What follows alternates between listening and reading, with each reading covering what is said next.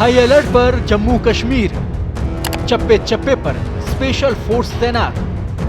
Army chief का जम्मू कश्मीर दौरा, क्या जम्मू कश्मीर में कुछ बड़ा होने वाला है?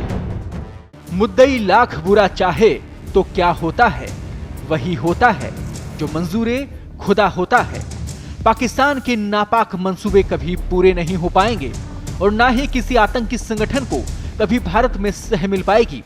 छुप छुप कर वार कर रहे इन आतंकियों पर अब सेना और सरकार अलर्ट मोड पर आ गए हैं और चुन चुन कर आतंकियों का सफाया किया जा रहा है।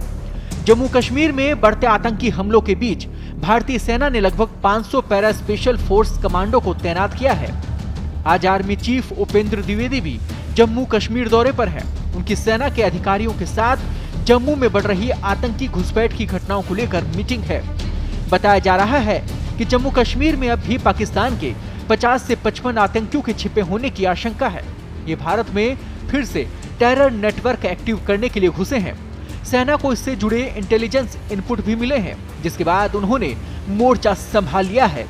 इंटेलिजेंस एजेंसियां भी आतंकियों का समर्थन करने वाले ओवरग्राउंड वर्कर्स और इंफ्रास्ट्रक्चर को खत्म करने के लिए काम कर रहे हैं। रक्षा सूत्रों के मुताबिक जम्मू कश्मीर में घुसपैठ कर रहे आतंकी हाई लेवल ट्रेनिंग लेकर आए हैं। उनके पास आधुनिक हथियार और उपकरण हैं। सेना इन आतंकियों की तलाश और उन्हें खत्म करने की रणनीति पर काम कर रही है। आतंकियों से मुकाबला करने के लिए सेना पहले ही 3500 से 4000 सैनिकों की अपनी ब्रिगेड उतार चुकी है। इसके अलावा जम्मू में सेना के पास पहले से ही एक काउंटर टेररिस्ट इंफ्रास्ट्रक्चर है, जिसमें रोमियो और डेल्टा फोर्सेस के साथ साथ राष्ट्रीय राइफल्स की 2 फोर्सेज भी शामिल हैं। बताया जा रहा है कि इलाके में 2 से 3 आतंकवादियों वाले छोटे छोटे ग्रुप में 50 से 55 आतंकवादी स्थानीय लोगों की मदद से काम कर रहे हैं। सूत्रों ने कहा कि क्षेत्र में सेना और अन्य सुरक्षा एजेंसियां अब घुसपैठ के प्रयासों से निपटने के लिए क्षेत्र में अपनी खुफिया और काउंटर टेरर ग्रिड को मजबूत कर रही है। अब क्षेत्र में अंतर्राष्ट्रीय सीमा पर घुसपैठ की कोशिशें की जा रही हैं, जिसमें काउंटर टेररिस्ट ग्रिड के दूसरे स्तर को मजबूत करने पर ध्यान केंद्रित किया जा रहा है। क्षेत्र में खुफिया जानकारी एकत्रित करने वाली ग्रिड को भी कड़ा किया जा रहा है, क्योंकि इन आतंकवादियों को घने जंगलों से घिरे इलाकों में मिल रहे स्थानीय समर्थन को खत्म करने पर भी ध्यान केंद्रित किया जा रहा है।